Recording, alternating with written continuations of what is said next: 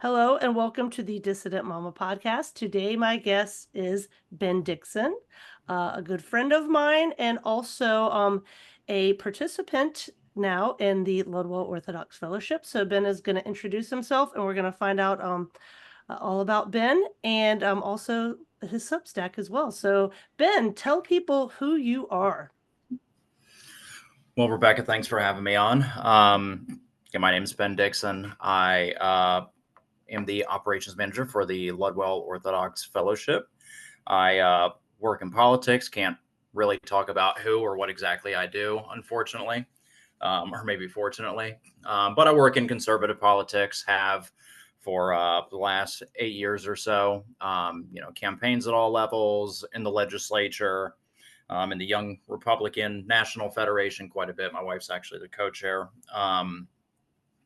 And so I've been all around in the belly of the beast. Before that, I was in the Army and then the French Foreign Legion, grew up in North Carolina and Virginia. I do a bit of writing, mostly on Substack, although with the election craziness, I've had to kind of slow down on the writing. But I got a Substack called Where the Wasteland Ends.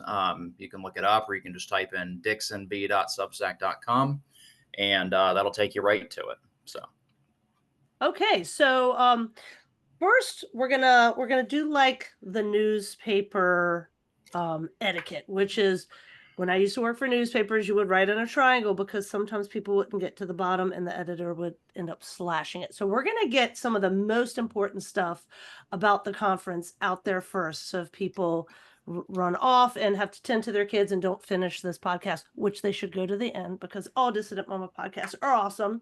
But we're going to talk about the conference first. So tell us, what is this conference that we are both referring to? When is it happening? Where? Give us all the nuts and bolts. yeah, so September 6th through the 8th in Lockhart, Texas. I keep saying Ludwell, Texas, and it's driving people nuts. Lockhart, Texas. So it's right outside of Austin. Beautiful thing is I checked from Atlanta, Charlotte, DC, Nashville, pretty much every major airport in the South.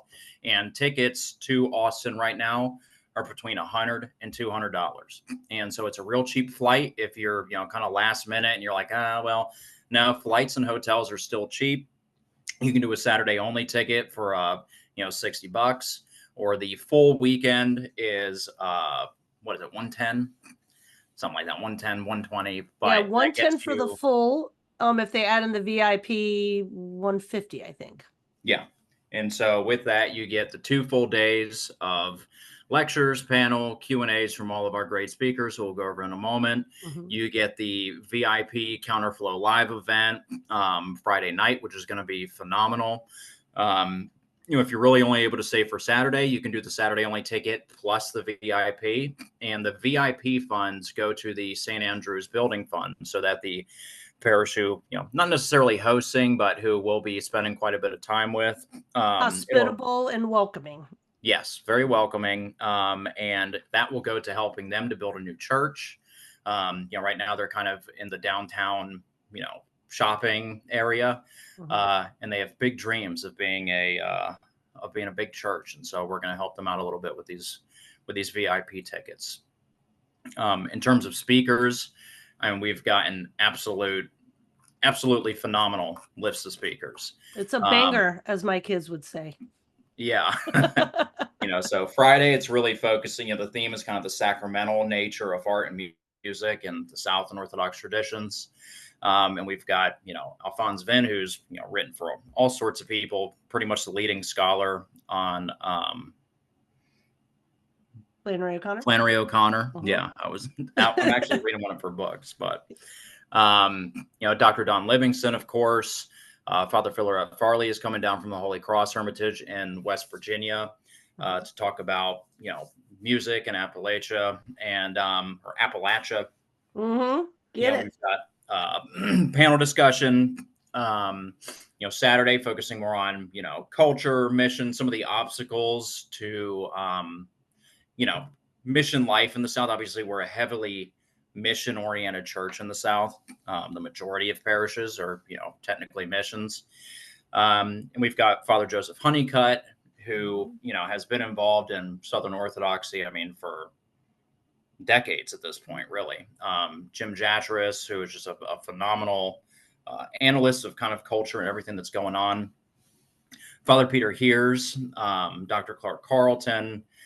So it's just going to be an all-around phenomenal event, and we've really got some incredible speakers, and so I'm really excited about it. I think it's been well worth the amount of time that we've put into it. I think everyone's going to be really happy with it. I think it's really the event of the year that you're really going to have some bad FOMO if you don't show up. I agree. Do you have to be Orthodox to attend?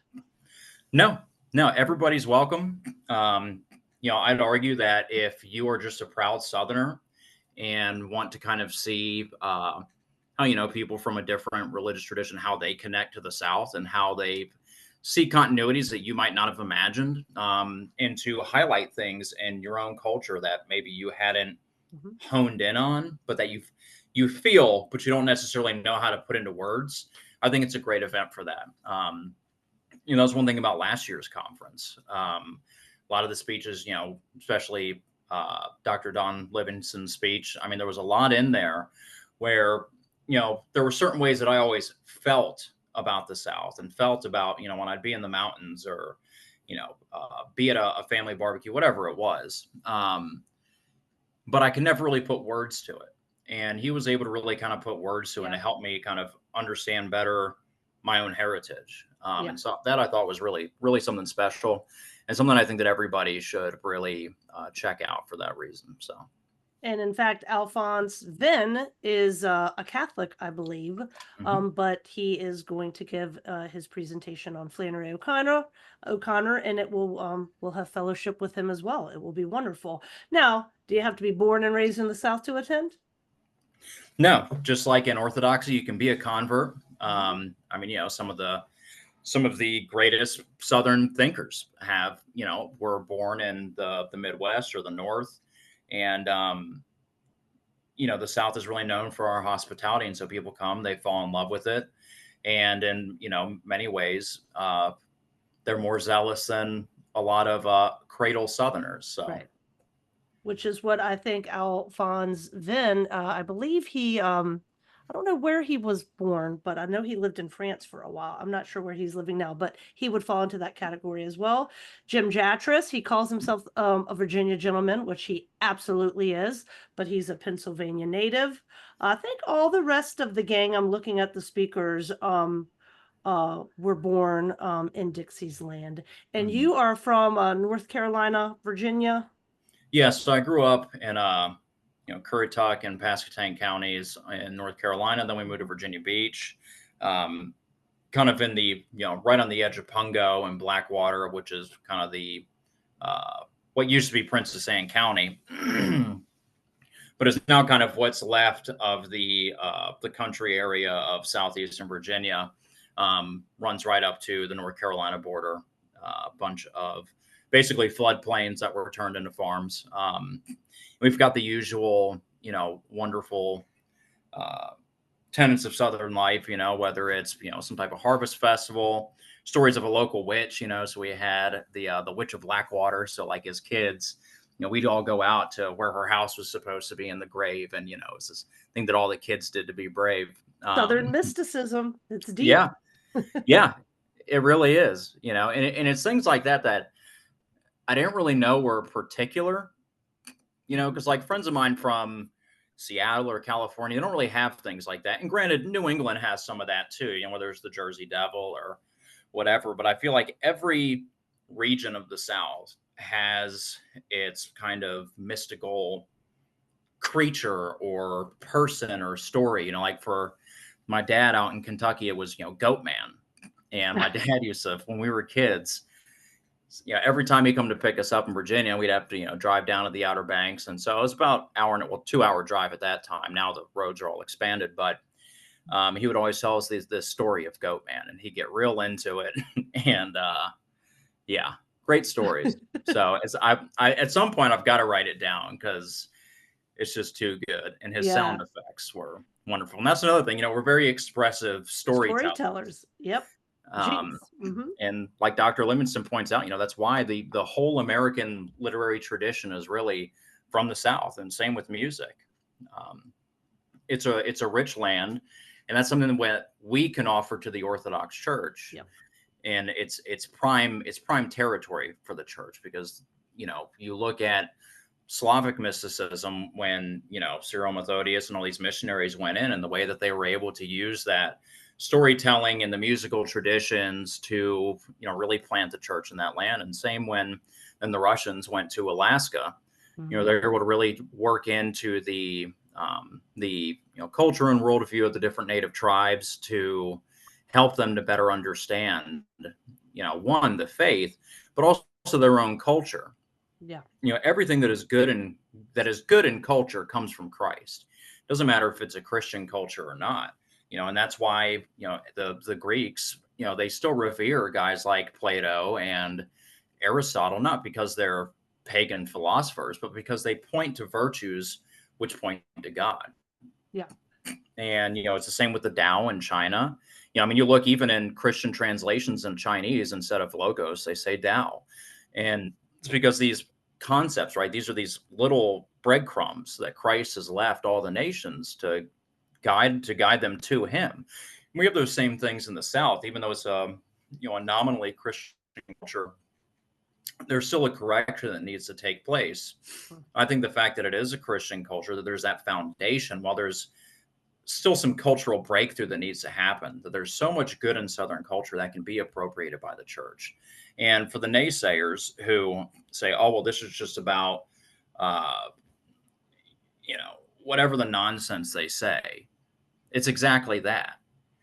And it's funny because I remember I was Washington State in this bar.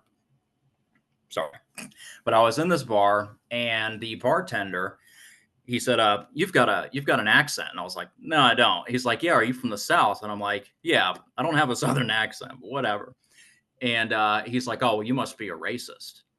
And I'm like, no, like, no, I'm not. I said, I'm actually biracial. So are most of my siblings, cousins, whether that's Hispanic, Black, whatever. Like, that's just stupid.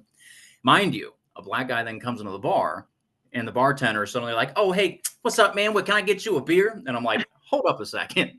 That's racist. All of a sudden, he was pulling a Barack Obama like Hillary Clinton did. Yeah, exactly. And so, I think more than anyone else, like, Southerners are self-aware. Mm-hmm.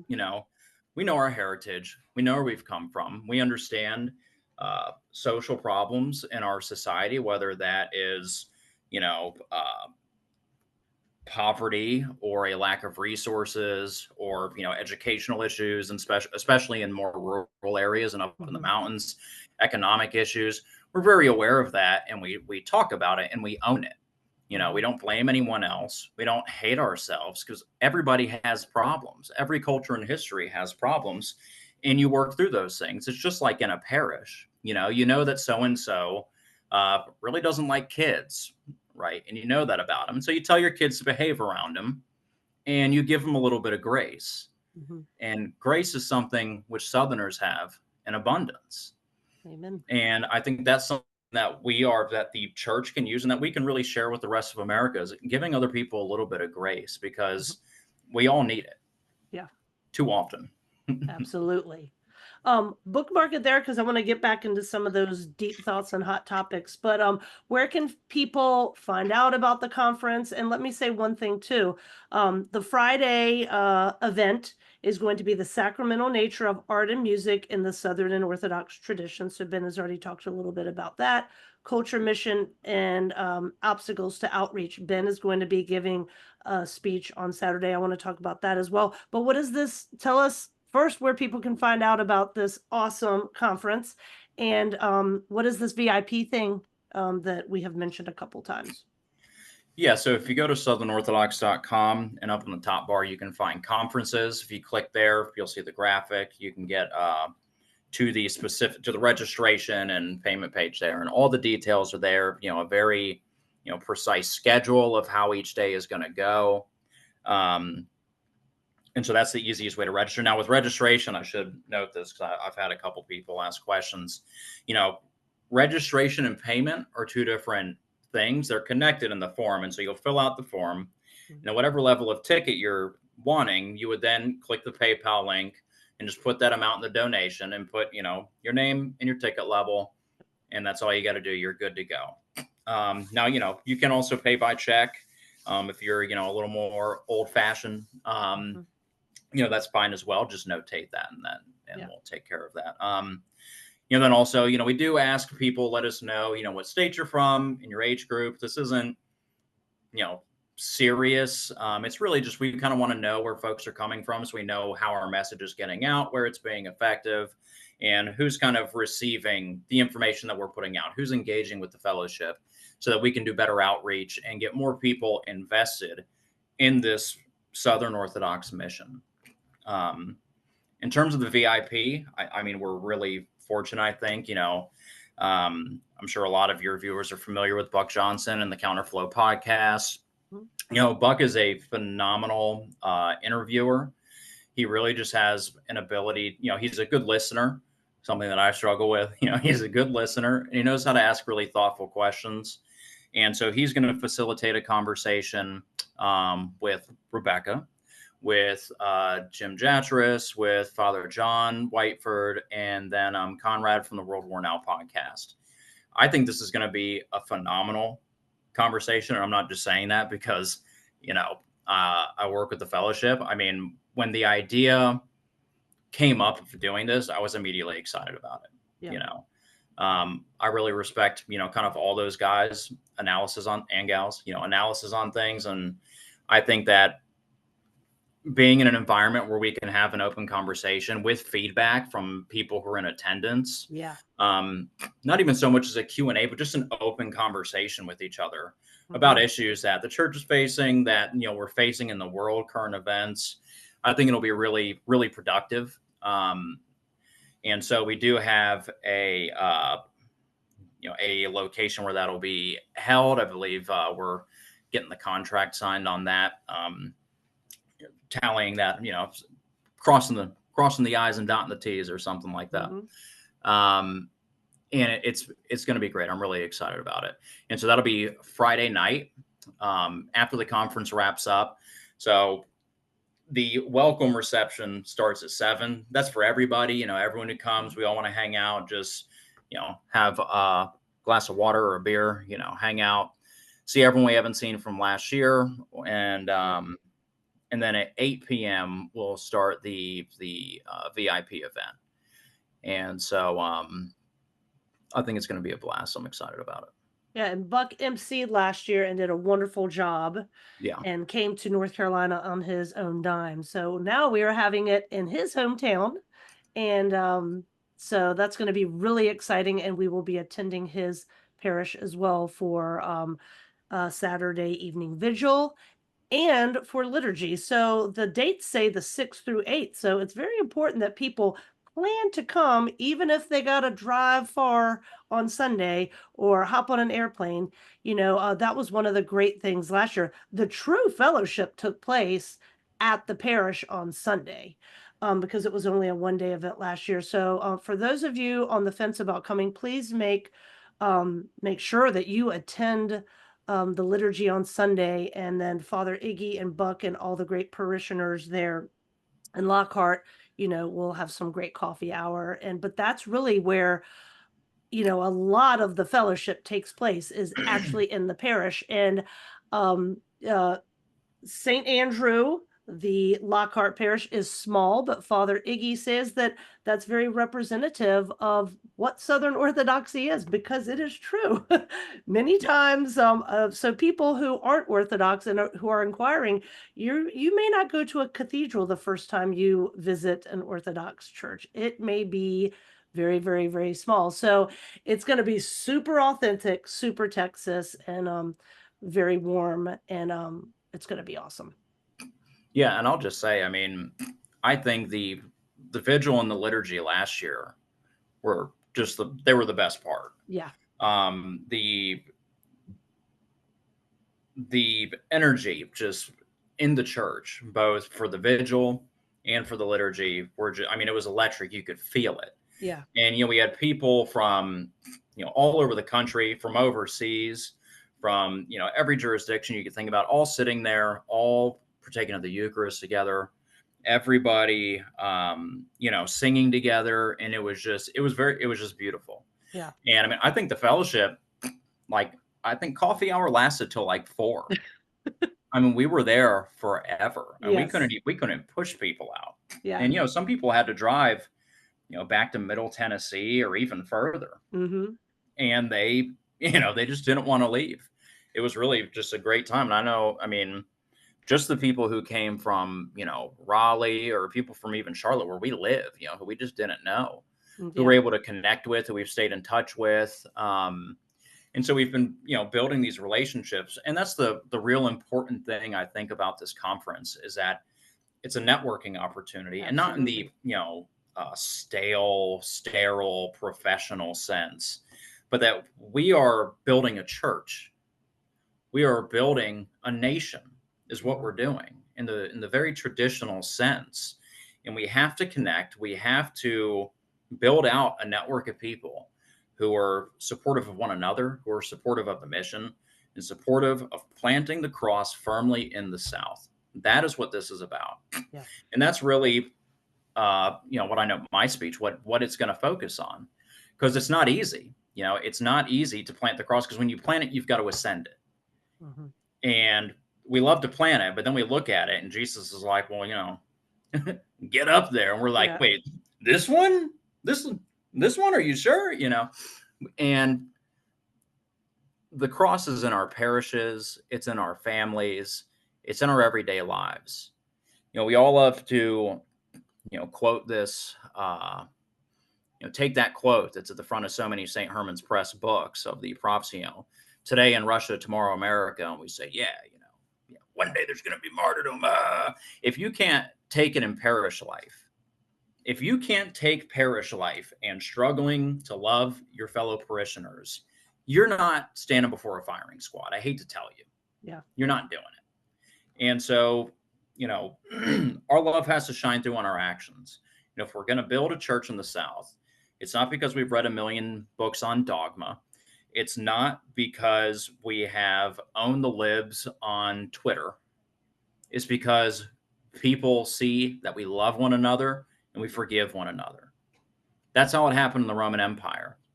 You look at all the writers who wrote about early Christians, they said, these people are crazy. But I tell you what, they are merciful and they love one another.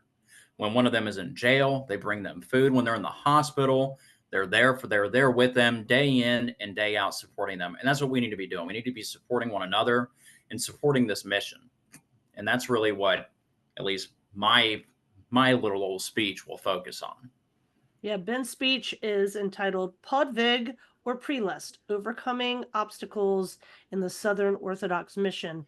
And, parish life is the front lines because the devil does not want happy, healthy parishes. So, of course, that is what he is going to attack first. Well, at first, he'll do the private things when we're alone, and because he knows our struggles and sins, but then he goes after the community. And that's another reason that I think the fellowship is so important, because orthodoxy as a convert can be very lonely. And I'm actually going to share a uh,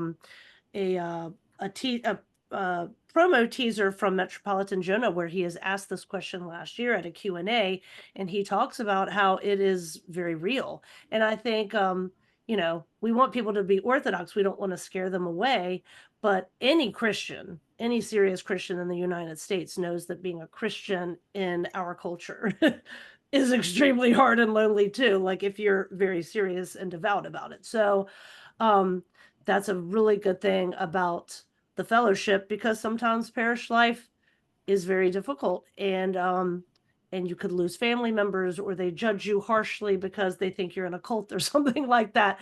That's when the fellowship can be there and Ben has some really good ideas about building out the fellowship with chapters and stuff like that. Can you speak a little bit about that? I mean, these are big grand plans that you came into the fellowship with. And I want to tell people eventually how you came to be part of the fellowship, because it's a really funny story.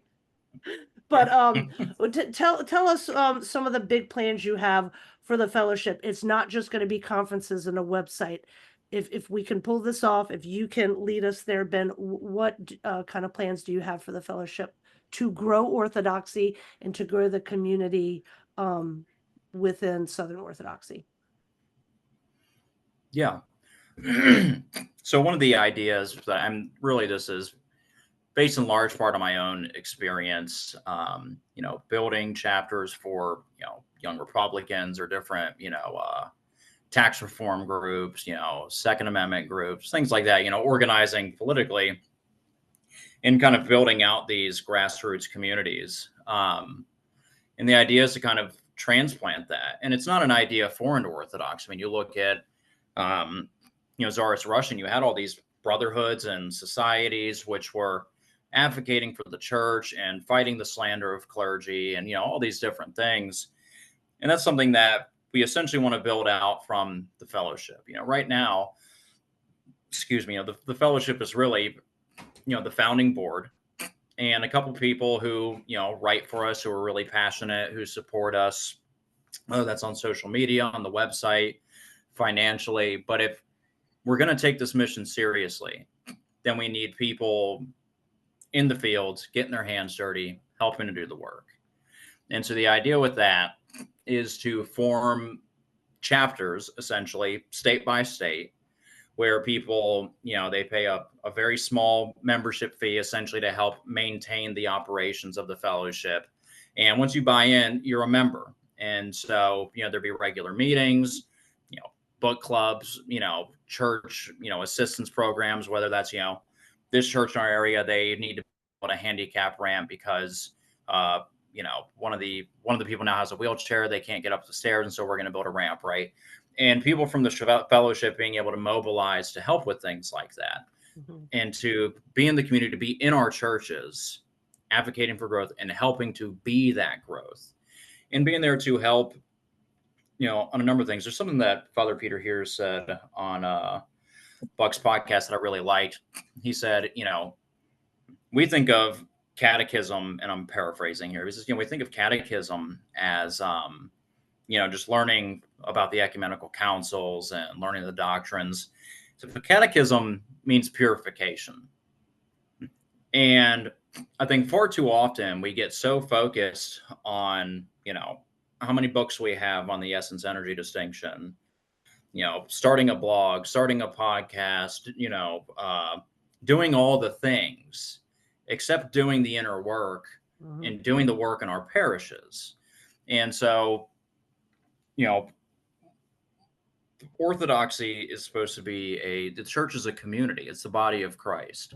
And so the fellowship in the States would also be somewhere where new converts would have a circle of people. Yep. Because often when you walk away from your Baptist faith, your evangelical faith, you're walking away from a friend circle. And unfortunately, far too often, we as the church are only there on Sunday. And I don't mean that, there aren't relationships, but like we need to be better about bringing the church outside of the building and into our homes. And that's one thing that I think all of, our group was really good about, is that even in the chaos of parish life, we all made it a point to get together outside of church, to cook out, to do whatever. If somebody was having a issue in life, we all prayed for them. We got together and did a cathist. We materially supported one another any way that we could. That's what we need. That's what every parish needs to be. And so I think that the fellowship could help with that. Yeah. And I think that, in addition to these chapters, that representatives from these chapters would be essentially on an advisory board for the Ludwell organizations, so that as we are, planning conferences, they can give input from the chapters of what they would like. The chapters, if it's in their state, would be able to help with some of the setup. And you obviously would receive perks for that. We're not just trying to get free labor out of this. They'd be able to, comment on some of the, some of the program, on some of the direction of the fellowship. If there's something broader in the church that we feel we need to weigh in on for some reason, right? Like that's something that the members would be able to have a voice in. Mm-hmm. And so then obviously if there are bigger projects, right? Like let's say it's a situation like with St. Theodosius in Ohio where it burned down, right? Be able to pull resources and send them some money to help them rebuild the church. These are things that we could do if we do it together. Yeah. And so that's some of the idea behind this idea of the Ludwell Fellowship National and these chapters that we could start up. And also getting our lovely doctors more involved in doing things with those groups, be that a webinar for members on some Southern author and some of their connections to Orthodoxy, or I don't know, maybe Dr. Livingston could do like an Orthodox reading of Hume. I mean, who knows? There's so much that we could really do if we just take the first step. Yeah. And so that's really the idea. And so the conferences obviously want to continue. Yeah. And we want more content for the website. And so, we want people who love the fellowship and are passionate about Southern Orthodoxy to write articles, write poetry, and send these things to us. And, we'll give them to Dr. Carlton, who is kind of the general editor of the fellowship, and get it up on the website. And because, something that you write someone could see that and say, you know what, maybe I should give Orthodoxy a shot. And so, do it. Yeah. Do it. You can send your submissions to submissions@southernorthodox.org. That's how Dr. Carlton will receive them. And I'll tell you, I've written, I think just one. I've done a couple of Dissident Mama things that I've cross-published there with Clark's approval, but there's something that I wrote specifically for the fellowship, and it's called "Come Home, Y'all." And it really was my inspiration for contributing a chapter to the Honorable Cause book, of which I contributed an essay that became a chapter. And it really helped me think about my faith with my heritage, history, and the present, both this balance that Orthodoxy is. And, anybody who likes to write and has their own blog or just, tinkers with it on their own, it's a really good way to force yourself to think about these issues, because we are who we are and this is our home. But we also want to spread Orthodoxy to other people. And there are a lot of reasons that people don't want Orthodoxy spread. So just writing is therapy. So I say y'all have at it and send your submissions in. But that leads me to something else. We were going to the same parish, Ben, and I knew you. You were, I was like, he's a pretty cool guy, but I didn't know you that well. And then I noticed on Facebook, which I'm not on often, that you had liked my Lee profile picture. And I was just like, this guy liked that picture and wasn't like all offended by it. Then you were like, oh, I noticed that you wrote for the Honorable Cause book and you didn't seem tweaked or triggered by that. And then you came to the conference with your father-in-law, Father John Whiteford, and your beautiful wife, Catherine. And then you told me that it was one of the best experiences of 2023 for you. You had also told me you had a fellowship essay idea about Jackson's faith, Stonewall Jackson, that is, of course. And the more I got to know you, the more I was like, this dude and I kind of share a worldview, and he ain't scared.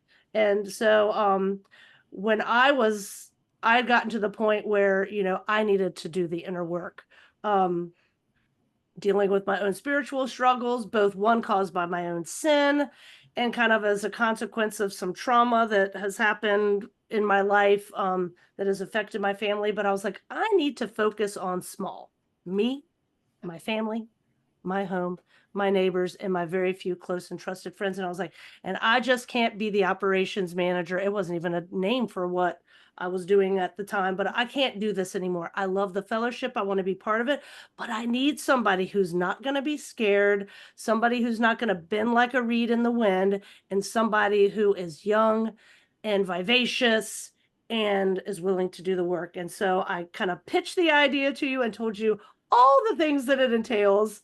And you immediately said, yes, I want to do it.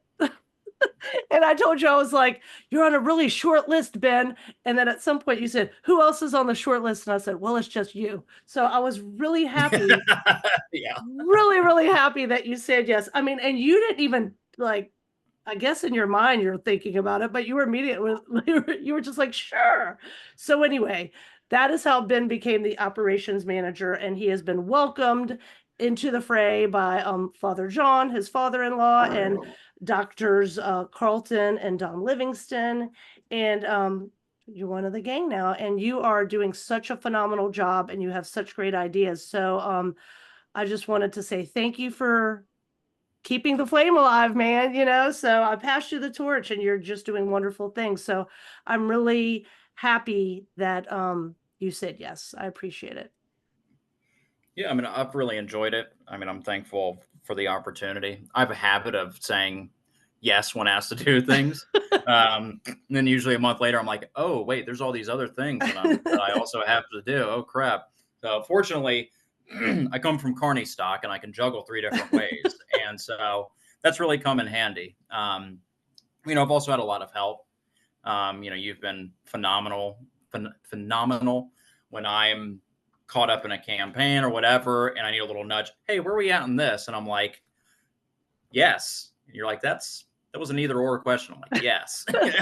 And we get things rolling and we get it done. And so I'm very thankful for all the help that you've given me, and the continued help as we get this conference underway. So thank you.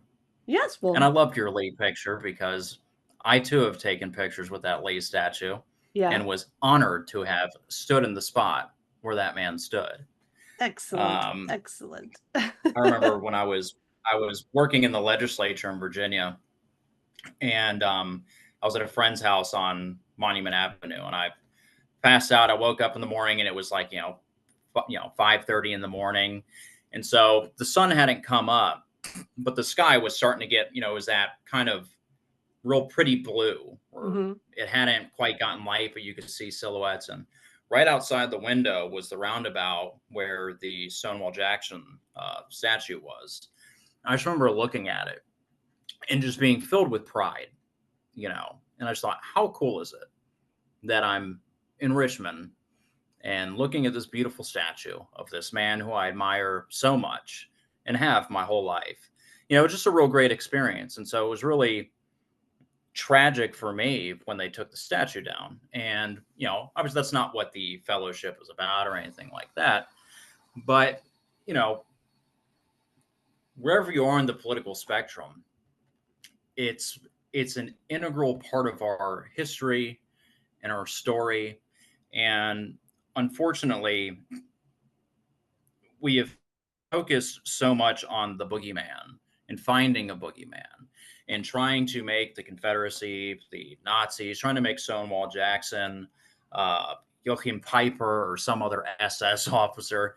When you look at the life of this man, and he was a phenomenally pious person, and he was a person who loved everyone, regardless of their skin color, their social status, started up a Sunday school to teach local slaves how to read the word of God, and was devastated when it was shut down because of the the violence that had been instigated in the South.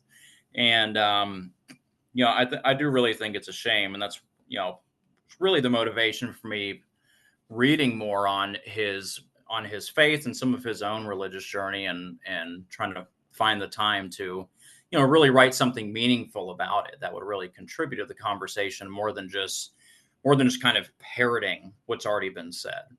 Yeah.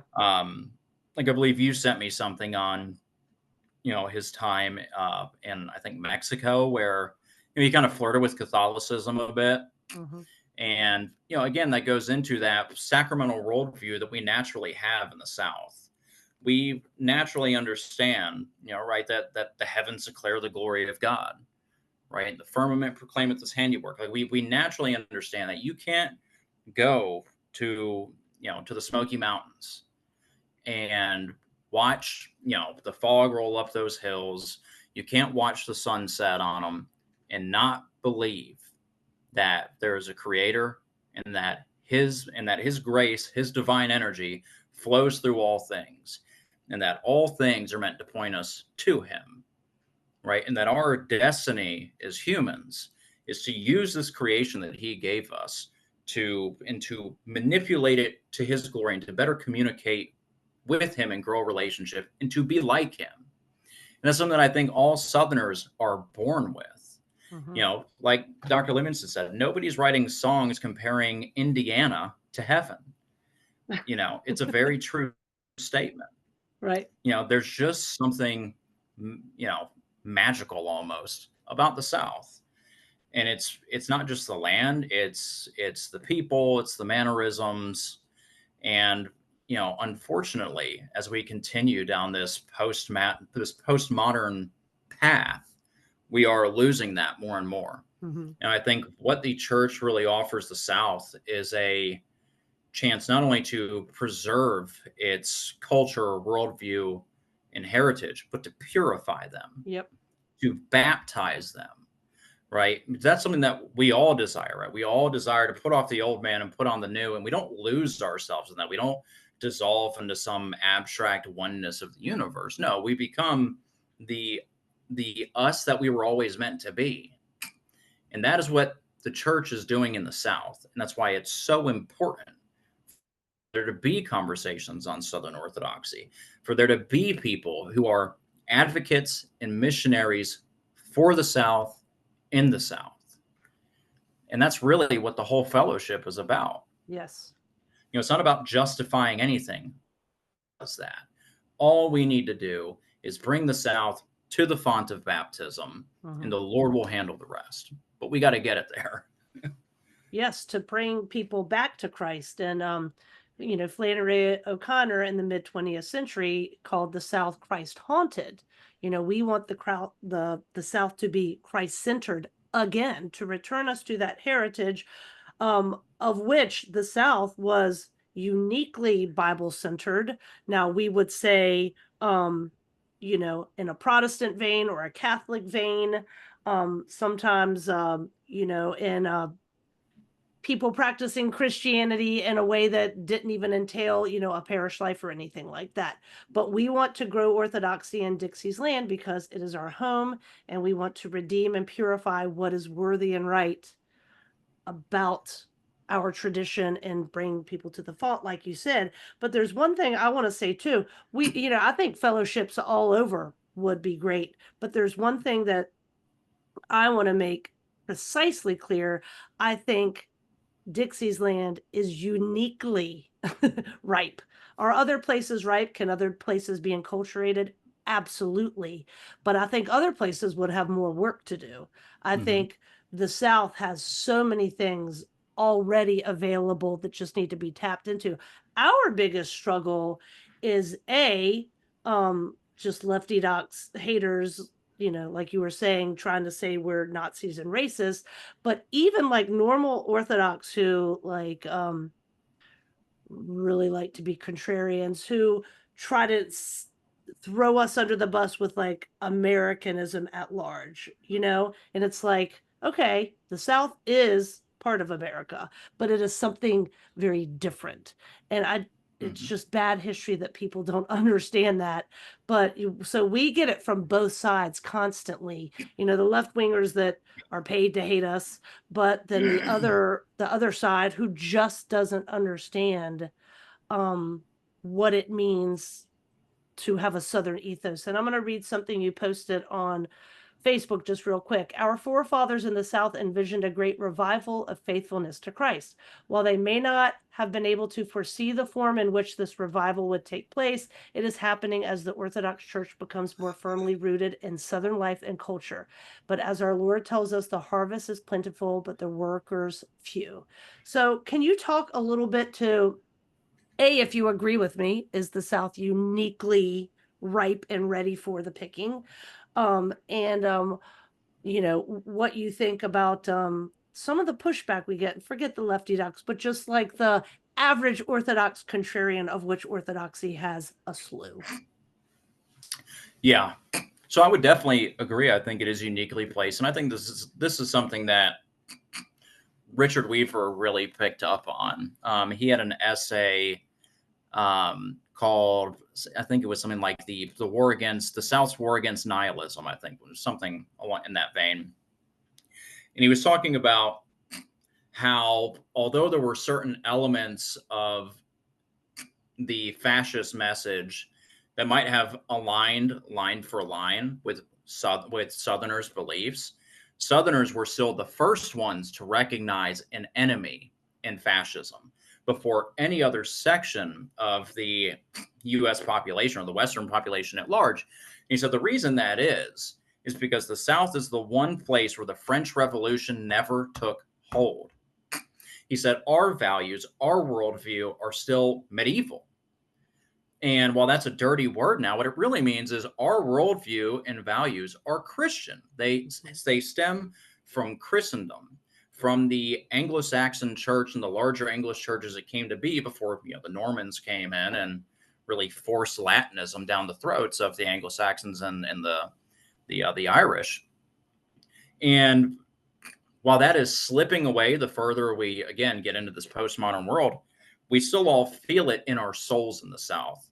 We still have this sacramental worldview. We still have this kind of feeling that we can't express of a presence, and it's that presence of God that is just in the land. That is just, I mean, He's everywhere, clearly, but I think that is something that we're in tune with, and I think it's why, for example, in my life, no matter how bad things got in my own life, and no matter how degenerate my life got, which, for the record, very degenerate there for a while. But I always felt that I was aware of my sin, and I was aware that God existed and He was watching me live the way that I was. I knew that my grandmother, my granny, my granddaddy Tigu, that they were watching and they weren't happy, and it's because all growing up, my granny would tell me these stories about my granddaddy Tigu before he died, about my, great granddad and great great granddad, Thomas Jefferson and George Washington and Dixon. And Thomas Jefferson, he was so tall you could see his head over the treetops. But all these stories would always end with what great men they were and how I was coming to the age of being a man. And she would say, and don't, with her finger, don't you forget who you are. Mm-hmm. And so this is a really interesting thing, because it was looking back, right, to this tradition, to this lineage of our family, but that was supposed to orient me forward. Mm-hmm. So history in the Southern family is something eschatological. It's something that by looking at the past, we orient ourselves towards the future, towards Christ, towards virtue, towards goodness, beauty, truth, these transcendent principles. And that's inherent in the way that we're brought up.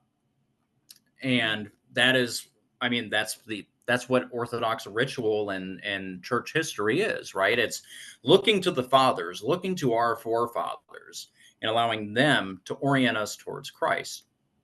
And so there's all these little overlaps that makes the South just uniquely placed to be an Orthodox land.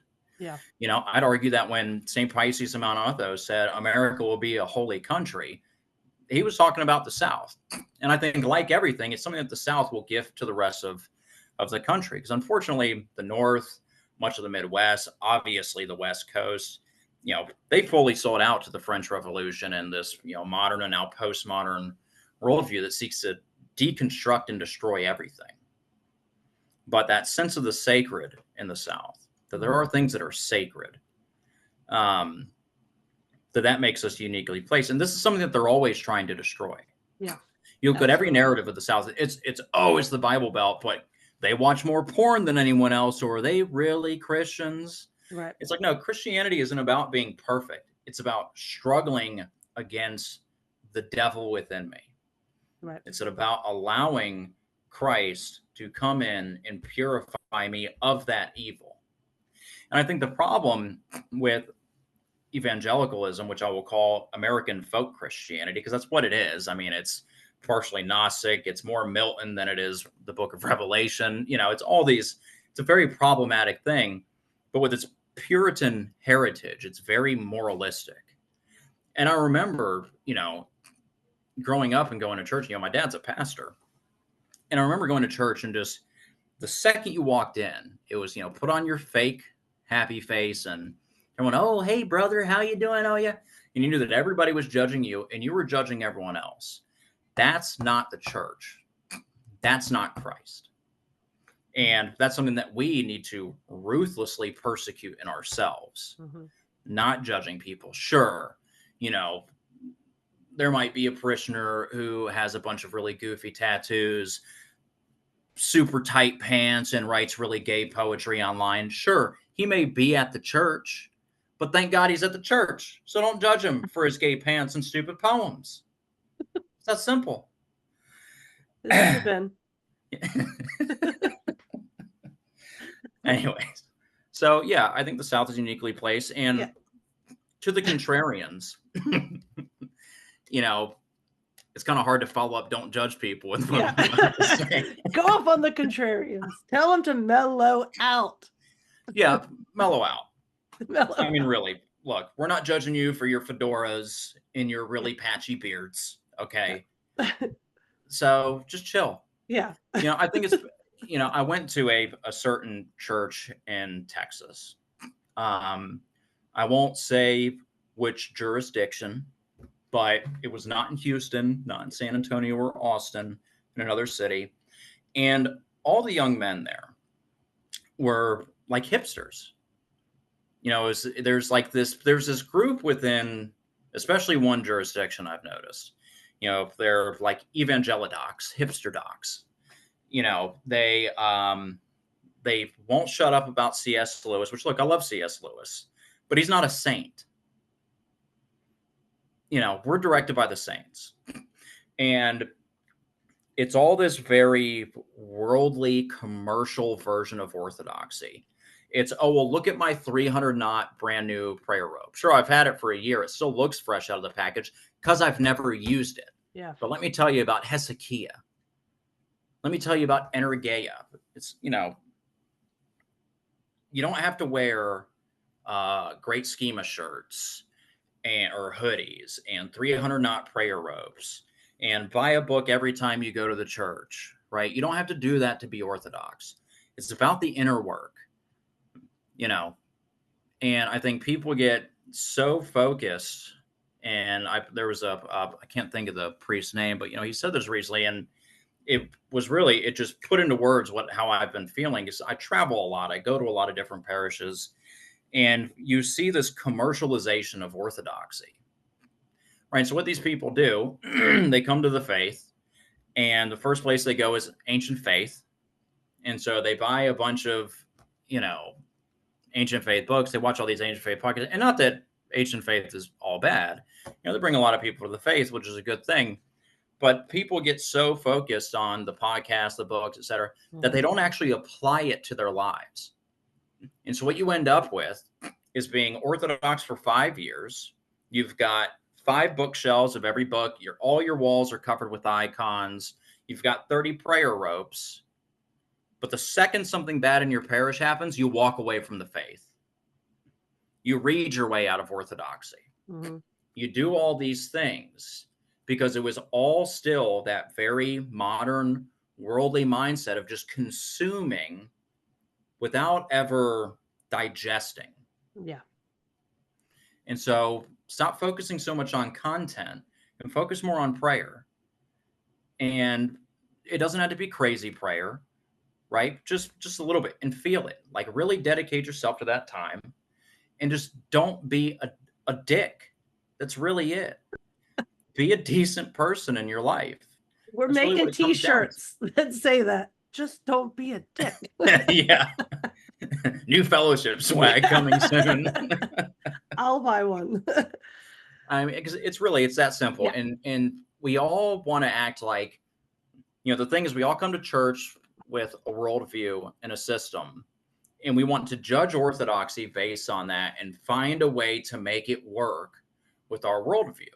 right. Instead of coming and being humble and spending a few years really just taking in and digesting, going to the services, not just, liturgy, showing up after the hours, be there for the service. If there's a vigil, a matins, go, pay attention, do those things, help out at your parish, whether that's cleaning up, setting up chairs, be involved. Because what happens is you have 1, 2 families in a parish who are doing everything.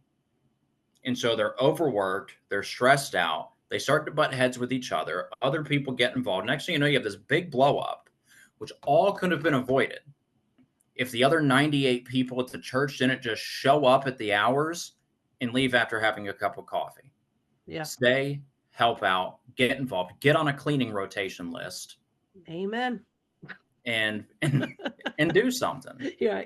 Help sing in the choir. If you walk into a vigil and it's the choir director and one other person, Mhm. go over, read the kathisma, read the hours. It's not hard. Ask, do something, Yeah. help out so that people don't get burned out. Yeah. Yeah, absolutely, because it does take a lot of work. Let me tackle a couple things. One, the Southern way of honoring ancestors, I think is a beautiful thing. And again, it's such an easy fit. This is not square peg, round hole kind of thing. We honor ancestors, our spiritual ancestors, and everybody who came before us. We honor our mother and father. And I think it is an act of humility to understand that modern people, we all stand on the shoulders of giants. And that is something that an anti-Southern bias is, completely okay to like smack down all the great things that great Western people did, great, dead white guys, all that kind of thing. But especially, people from the South. And, to me, that's just pride. So Southerners have this thing about knowing who they are, where they came from.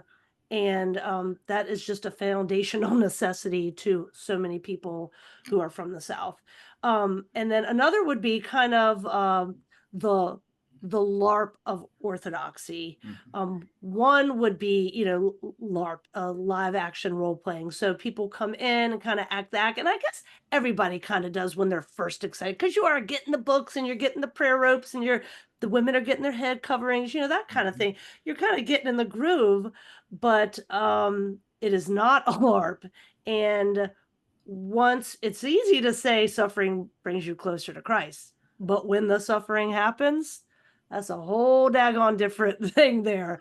And that's one of the reasons I'm really looking forward to your speech because Podvig or Prelest, I forget the rest of it. I closed the tab, but what is a Podvig? Tell people what that is. And again, we don't want to scare people away from orthodoxy, but you're going to have struggles in your life no matter what. That's going to happen whether you are a Christian or not. And it's going to happen if you're a Christian, any kind of Christian, because the devil hates Christianity. But second of all, if you start coming to orthodoxy or attending a parish or something, the devil's going to turn the heat up. And it's just a fact. And it's Yeah. going to be from people and in places you least expected it. But if you can get your way through the Podvig, you'll come out stronger and you will persevere on the other side, So tell us what is a Podvig? People throw this word around all the time. What does it mean and how do you actually use it in your life? Yeah. So there's not a precise translation, but essentially a podvig is a spiritual burden that you carry. And it's a good thing, right? A podvig that is born with humility and thanksgiving to God is salvific. And this is something which Metropolitan Anthony Bloom of blessed memory spoke about quite a bit in some interviews with the BBC, because they mentioned, they're like, hey, we came to some of your services and like there's all this talk of suffering being a good thing. And he's like, well, yeah. If you're facing, Christ says, bless you when men shall revile you and persecute you and say all manner of evil against you falsely for my sake, rejoice and be exceedingly glad, for great is your reward in heaven. And so when suffering is born with love and humility and thanks, it is salvific. Now, it's not salvific because it's suffering. It's how you react to it. And so we all talk about, like you said, we all talk about podvig. We all talk about, oh yeah, Christianity's taken on the cross. Like I mentioned earlier, then we see the cross and we're like, well, you don't mean this cross, That right, one. Christ? Like, Not that one. no, you mean like I'm going to be asked to make a bold confession in the streets before people, and Right. like, no, your marriage is a podvig. And this is something that Paul Avdokimov talks about in his book Sacrament of Love. And if you haven't read Sacrament of Love, I highly recommend it. It's a phenomenal book. I read it right before Catherine and I got married, and it has helped me be a lot less stupid in our marriage. Did Father O suggest it, or did you know about it on your own? Yeah. Yeah, so I knew about Paul friend. Avdokimov, but I had not read that book, and reading it, just phenomenal. He describes marriage and life in the world as an internalized monasticism, right? That you're still undergoing all those struggles, but it's just a different dynamic. And, the whole thing about marriage, right, is that it's supposed to be you pouring yourself out into that other person for their benefit out of love. And they're doing that same thing in theory. And so you both are pushing the other one towards heaven, and you get there together. And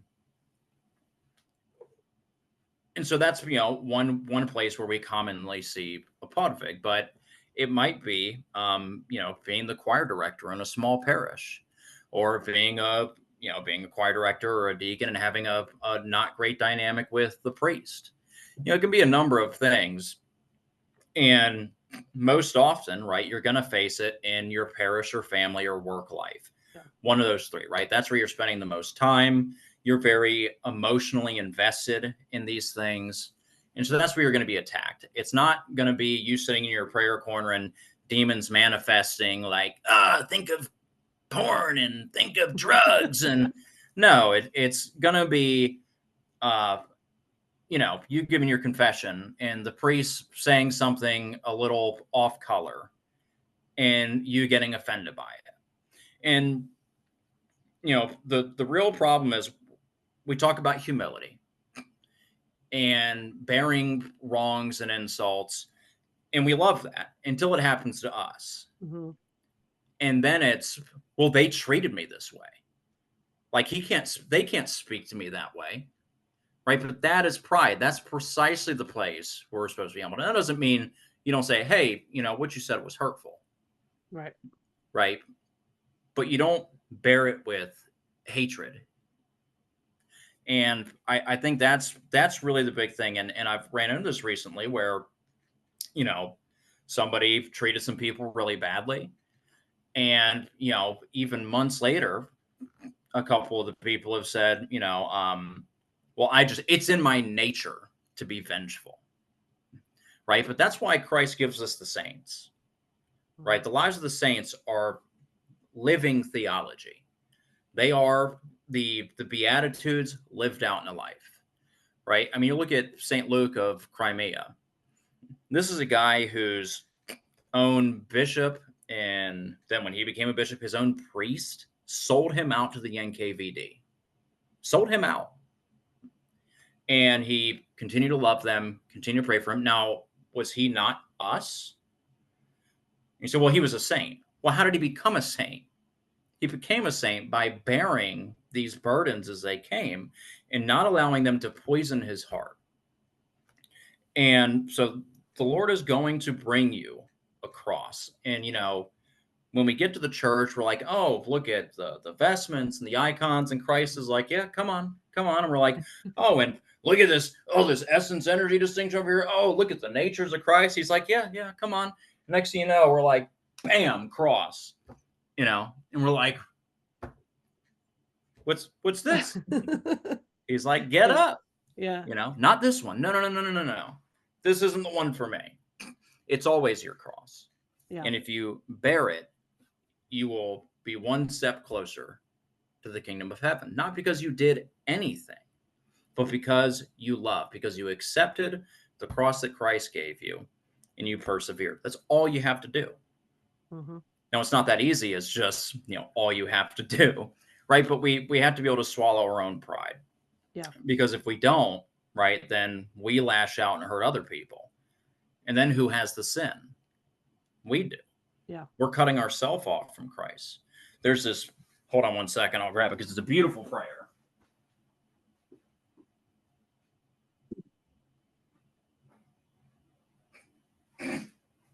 Put on the old waiting music.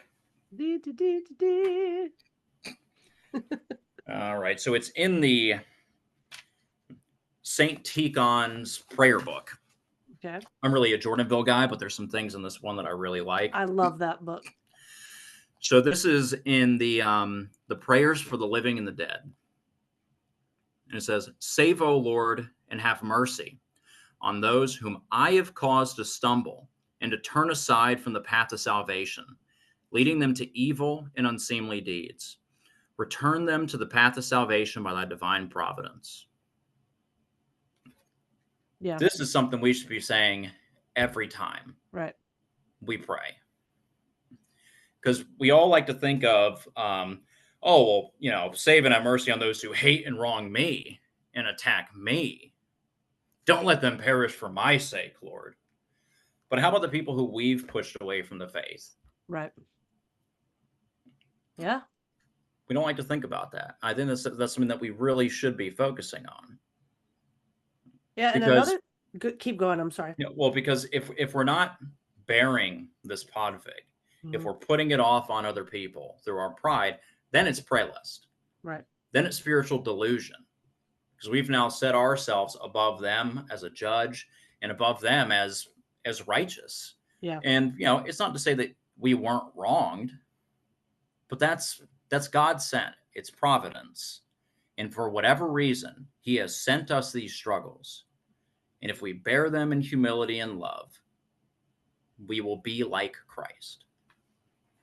And perseverance and determination are what we should imitate with Christ being on the cross. It's from our Bible reading today, from Hebrews 11. Christ is both the author, that is the initiator, and the finisher, that is the perfecter of faith. His joy was to do God's will. He endured the cross, and that he voluntarily accepted humiliation and death. We are to imitate his determination and perseverance. And Hebrews talks so much about this in running the long race. I read Hebrews a lot last summer when I was planning the conference and had all the crazy slings and arrows coming at me last year. But it's one thing to think about these things, but to actually live them is fully different, and that makes it not the LARP, right? And the Orthodox Church is the hospital. And sometimes you're like, well, why does it have to be a lunatic asylum too? But it's because it is filled with sick people. Yeah. That's why we're all there. Yeah. And we don't just have these saints on the wall because they're pretty pictures. It's because we actually are supposed to take in what they went through, because we may have psychological martyrdom, like Father Seraphim Rose says, or whatever. There could be physical trials, but there will be daily struggles every single day. And like you said, it's, it might be little personal things, but it's going to come at you in your home, in your parish, in your friendships. Sometimes in, your family stuff beyond your home. So, perseverance is it. And you had used the term, or said the phrase, bearing the burdens. And back to the fellowship, we can bear these burdens together. And Orthodoxy, for those of you who don't know, there are many places that don't have Orthodox churches very nearby. So you Yeah. may be driving an hour to 2 hours to get someplace.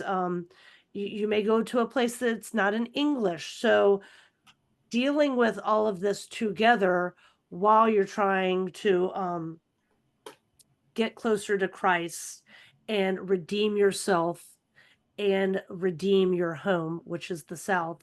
It's hard work, but it's all about determination and perseverance. Anything else you want to add on that? And I got just a couple more questions for you, Ben. I just, especially because the traditional Southern view on saints, just to remind people who aren't Orthodox, we don't put the saints on the wall because they were perfect people. They weren't. They were just like the rest of us, but they persevered. Yep. Right. And in the midst of being normal people, they imitated Christ and became like him. They didn't become perfect this side of heaven, right? But it's their struggle. They overcame themselves. They overcame their pride. They overcame their their their lust and their frustrations and their pridefulness. That's the reason why we revere them. And because now is John's apocalypse tells us, right? They stand before the God, right, and before the throne of God, and they're cheering us on. They're praying for us, and they're rooting for us so that we can run our race. Yeah. And that was something that took me a while to understand when I came to Orthodoxy. And it was really the life of St. Luke of Crimea that helped me to see the value of the saints as I went through my own personal struggles. And I looked at the way that he was reacting to things that were not the same, were similar in some of the dynamics of things that were happening in my own life. And I thought, well, why can't I act like that? And I was convicted by it. And I was able to use his life in some of those situations as a roadmap. And that's what they're there for. Yeah. They are a roadmap by which we come to Christ through the Beatitudes, through the commandments, through this way, the way that he has set before us. So I'm writing that down. Saints are a roadmap. I like that. Very, very good. Okay. So when you were on Buck Johnson, I don't know, a few months ago, that was a really good interview. And you talked about the importance of history and roots and how people don't know what happened 2 days ago. They only look forward. It was William Faulkner who said they call it progress, but they don't say where it is going. So that is the Americanism that we're in. And I think when we get pushback from detractors, especially people who aren't from America, that's what they think about. But because they don't know the distinction between America and what the South is. But we have to have strong branches to bear fruit, but you have to have sturdy roots too. And to me, the South has the roots, but it needs to be tended to. So if you could speak a little bit to maybe the importance of history, and how, the seed is here in the South and we're just trying to cultivate it. Yeah. Yeah, I was going to touch on this earlier. In terms of a lot of the detractors within Orthodoxy, because they've accepted the supposition that we are the pinnacle of mankind's development, right? That where we are right now is the absolute peak of human evolution and where civilization has come from and to. And I think for a couple reasons that's just wrong. Mhm. And once you come to grips with that, really the scriptures, the church, everything about life really comes into focus. If right now we're the peak of human civilization, I'm pretty sure we wouldn't have the highest incarceration rates per capita Right. in the history of mankind. We wouldn't have, the highest murder rates in history, the most death from wars, the most premature death from heart failure, cancer, diabetes, all these things. And our families are more atomized than ever. Our work, even if you look at the turn of the 20th century, 90% of Americans were either self-employed or worked for a small family business. Now, 90% of Americans are employees. So we were, and mostly for international, multinational corporations. Um, the whole of our society has been flipped on its head, and the value of human life has gone down. The only way to get out of this, we can't go back, but by looking back, we can redirect our course forward. And this is something I've been writing on the last couple of weeks when I've had time, is kind of a, what is kind of a proper philosophy of history, right? Like, what is the role of history in our lives? And traditionally, well, let's talk about what is history. History is the collective memory of a people recorded for posterity. And it is a consciousness which we in the present enter into that gives us continuity and communion with those of the past. And through that, we are oriented forward, and it orients the nation, the culture, the people towards a higher fulfillment of the good, the beautiful, and the true than their ancestors. And we even see this through much of Western history up to a point where you see the art, the architecture, the music, the theology, the family structure was all improving, and then it improved only materially, and then things began to degrade very quickly because the spiritual was divorced from the material. Um, and so the way that a historical consciousness is obtained is through education, media, ritual, and personal experience. And modern society has deemed ritual to be part of some, that's left over from a more archaic mankind. But what are we doing when we perform ritual? I mean, one, we all have rituals in our lives, right? I get up, I have my cup of coffee, right? If I don't, I can't start my day off right. Right. I have to start it this certain way.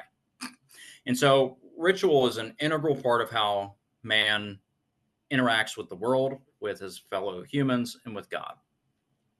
And we see this in scripture, right? When God comes to Abraham and says, I'm going to make a covenant with you, Abraham doesn't just say, dope, dude. Yeah, cool. No, he says, all right, now go get these animals, right? Cut them in half, lay them out, right? And I'm going to come down and burn and walk between them. This whole scene, this whole ritual is performed, right? When the Passover happens, what happens, right? There's a sacrifice.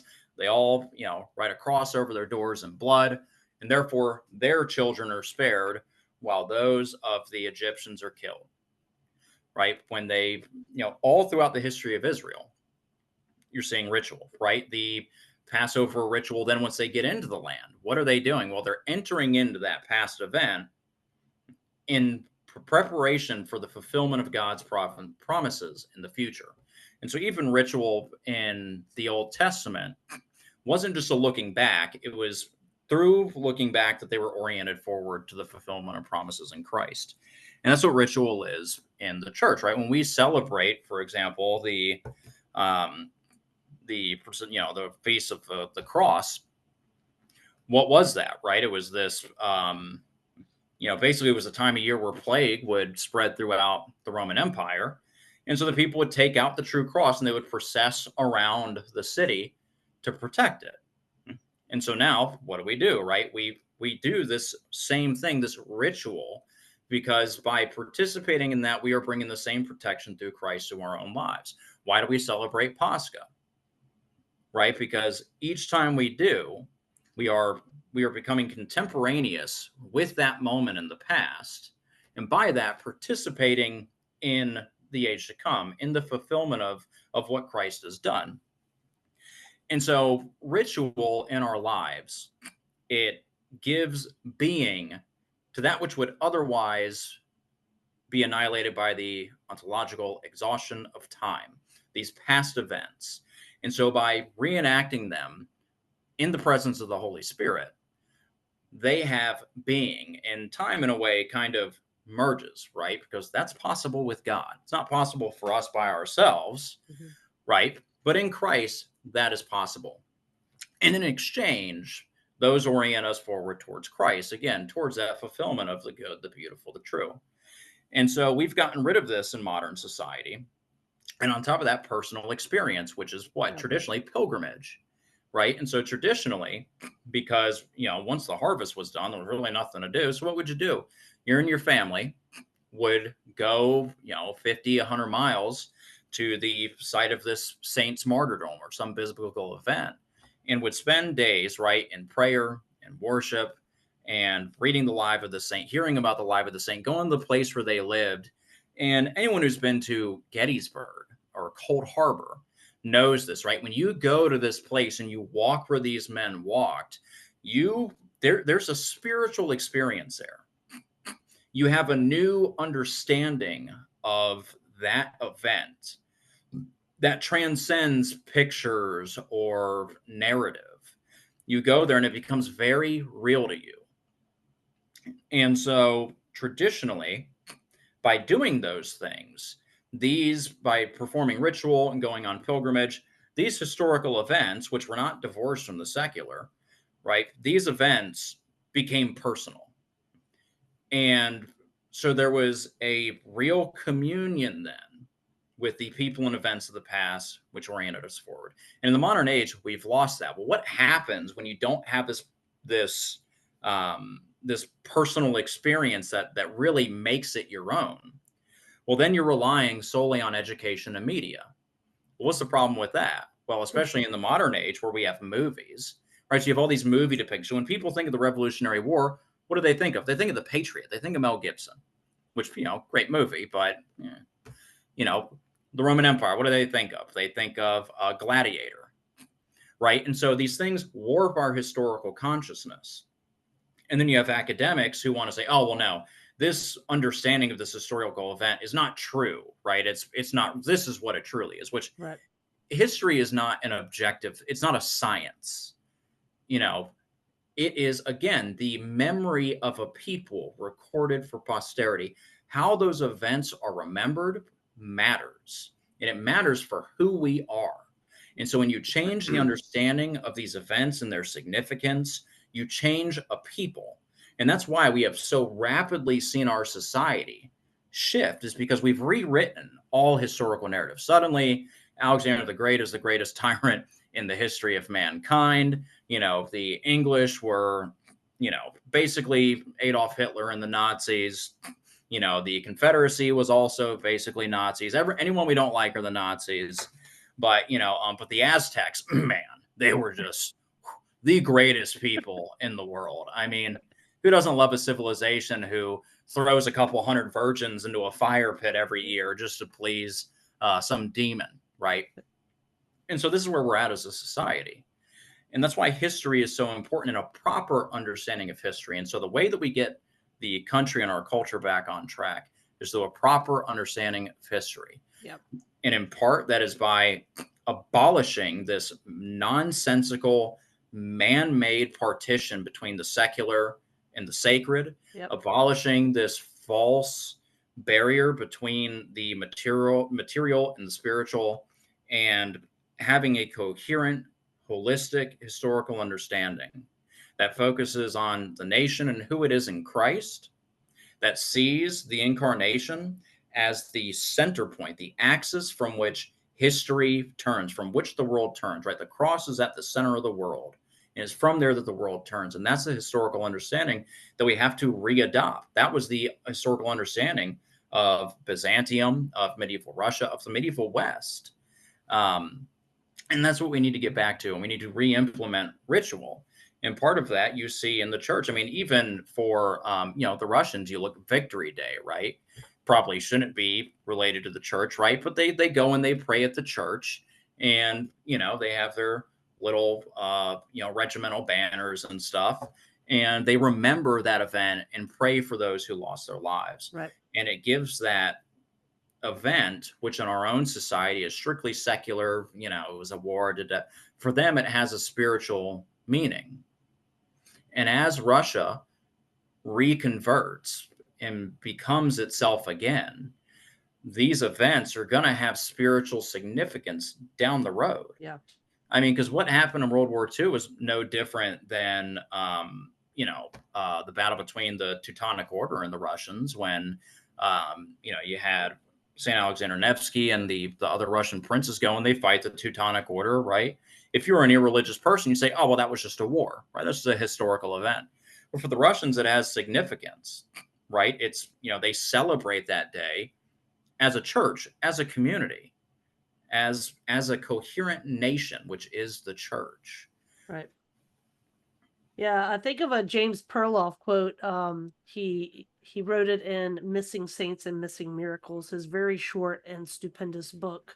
But he said politics is essentially spiritual warfare carried out on the human level. Mm-hmm. And I love that because it is everything is everything is combined in that. You cannot separate these things. And if we want to call the South to repentance, if we want to call America and the whole globe to repentance, you cannot separate those two things. And when you were talking about people today thinking, they're just the greatest thing since sliced bread. Clyde Wilson, the great historian, a true historian, calls it the treasury of counterfeit virtue, a kind Mm-hmm. of plenary indulgence that automatically prejustifies the motives of American violence and the goodness inherent in America's acts to force the world into conformity with its ideal version of itself. Now, it doesn't have to be warfare, geopolitical. It can be anything happening here domestically. And things are falling apart, y'all.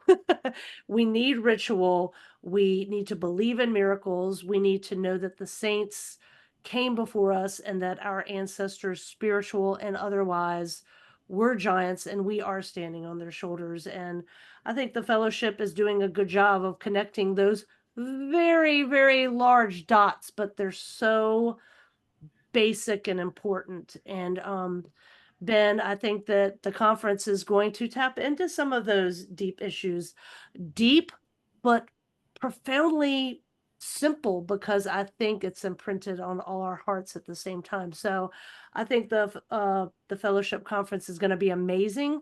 Is there anything else you want to add about the conference, or anything we've touched on that you feel like I didn't give you enough time to talk about? Well, I'd reiterate, there's still tickets, great speakers. I know Uncut Mountain Press and Supply, they're going to have booths there with all their books, icons. That's There's cool. also a lot of great Western saints who they have icons for who, I think the church in her wisdom has tried to draw attention to them, and Yeah. that we as their spiritual great great great great great grandchildren should be venerating them. We Yeah. should be venerating St. Edward the Martyr. We should be venerating St. Carloman and all these, old Western saints who are our forefathers. Right. And, I also think it's important, you look at one thing that the lefty docs are doing really well, and they're looking at modern problems and saying, oh, well, this is what the church says about it. Now they're wrong, right? But they're giving people those answers. So when people they go into a parish or a new to Orthodoxy and they see all these people are talking about monarchy, and they're like, well, what's so wrong with a republic, right? But then they look and there's this leftist academic who says, oh no, democracy is perfect with Christ, Right. right? Obviously, Christ would want us to have a holy, secular, democratic system that's pro-abortion. Obviously, look at this partially quoted scripture and church father. And so it's important that we have true Orthodox thinkers who are, writing not only a critique of Republican politics, not the party, but the system, and saying, well, look, if it's going to function in an Orthodox country, this is the way that it needs to be. Yeah. Right. And this is how we reorient it properly towards Christ. We need people doing that work. And those are the kind of conversations that happen at the fellowship of the conference, especially this, the welcome reception or, hanging out after Vespers or after liturgy. You're going to be surrounded by a bunch of like-minded people who you can share ideas with, get some feedback on, here's some new ideas. And I think that's a great thing. And again, flights are cheap. The hotels are cheap, plentiful. And we just have phenomenal hosts.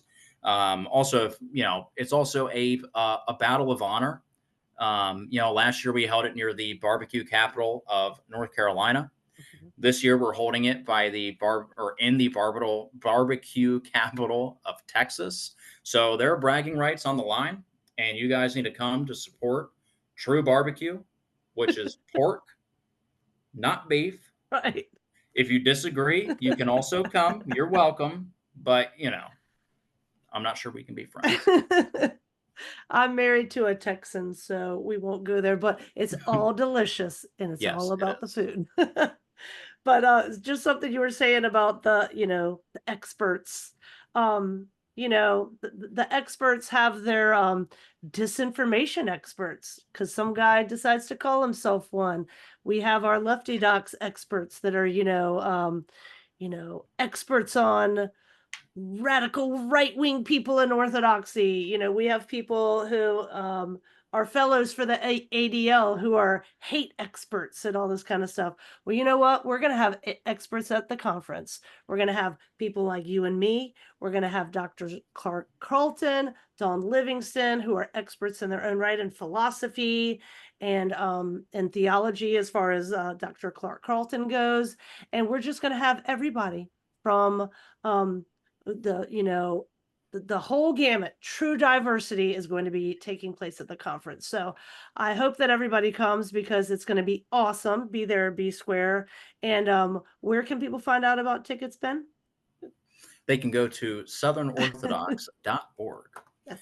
and just click on the conference link, and there'll be the registration form and the PayPal link below there. The full schedule's on there, all the details, and my email's on there. If you have any questions, feel free to reach out, and I will get back to you as soon as humanly possible. Awesome. We will also have a bevy of clergy there from a couple of monks and priests like your father-in-law, Father John Whiteford, my father confessor, a couple other folks. It's going to be wonderful. So true diversity happening at the Ludwell Orthodox Fellowship Conference happening September 6th through 8th in Lockhart, Texas. Please be there, y'all, because Ben and I really look forward to meeting you. Ben, it's been a pleasure. I don't see you often enough anymore, so this was really a lot of fun. Yeah, it's been great. I really enjoyed it. So when I get back to North Carolina, we'll have to get together. All right. Thanks, man. See you later. All See you right. soon. Bye. Bye.